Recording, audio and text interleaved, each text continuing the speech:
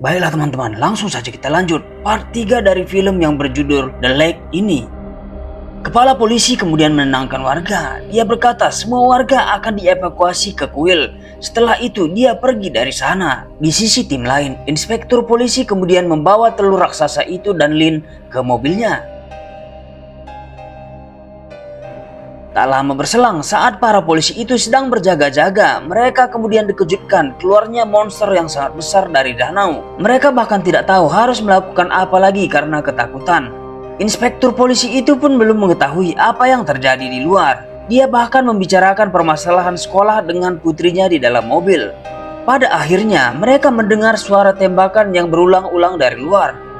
Dia kemudian berlari keluar dan meminta putrinya tetap di mobil.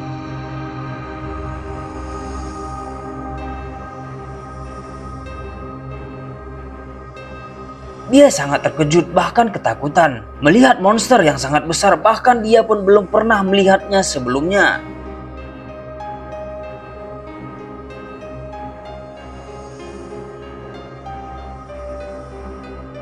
Dia kemudian mengabari putrinya melalui HT agar tetap tenang dan jangan keluar dari mobil.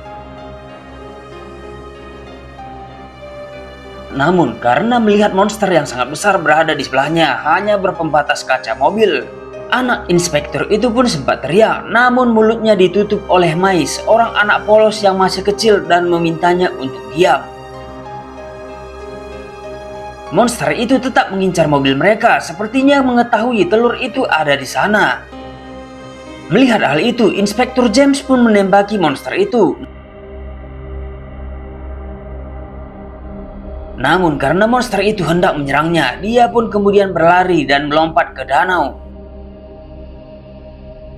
Karena perhatian monster itu tetap berada di mobil itu, bahkan sampai memecahkan kaca.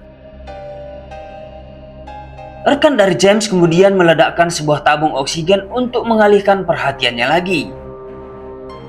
Namun saat hendak meledakkan tabung kedua, dia pun akhirnya menyadari kalau monster itu sudah berada di belakangnya.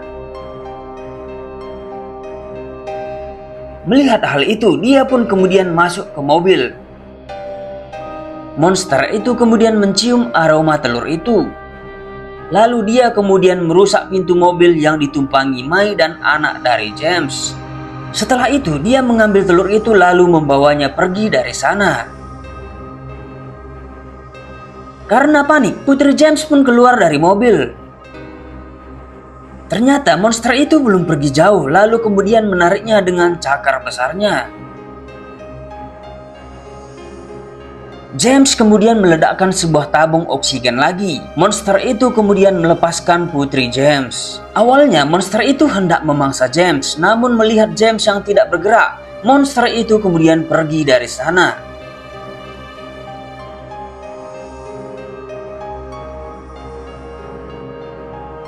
James kemudian membawa putrinya ke mobil.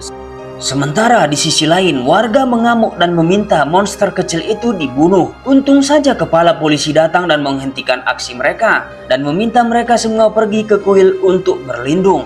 James yang saat itu sedang membawa Mai dan putrinya menggunakan ambulan menghubungi kepala polisi. Dia meminta agar semua orang segera dievakuasi.